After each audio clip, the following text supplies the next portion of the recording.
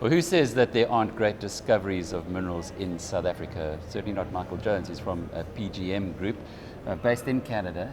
And Johannesburg, both. And Johannesburg. And you've found an extraordinary deposit in the Waterberg, in the northern part of South Africa, which could turn you into a company perhaps the size of Impala.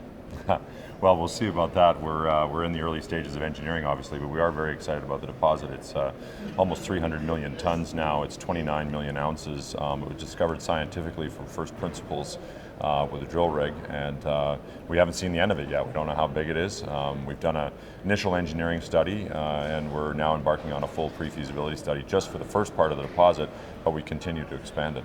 Now, lots of people talk big stories about South Africa, but not many of them convince major investors around the world. Who's backing you? So our major shareholders include BlackRock, Liberty Metals, JP Morgan, Fidelity, Wellington, T. Rowe Price, really the biggest asset managers in the world. And they've been supporting us for 5 years. We've raised over $500 million for investment here in South Africa. So although there's lots of rhetoric out there about South Africa being a tough investment climate, our investors see through that and think that there's great potential here. What about, you say tough, the power issues here in South Africa?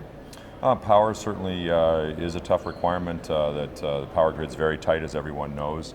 Again, we're optimistic in the time frame that we have to look at for Waterberg. Medupi will be online certainly by then, and there's lots of potential. So I don't see that as a long-term problem. In the short term, power's tight.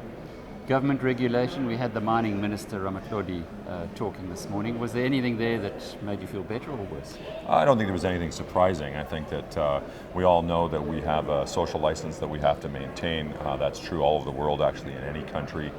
We've worked very hard at that on our first mine build. We have a great relationship with the community. We have 30% employment on site. So we've balanced those issues very well, and he spoke about them as he should.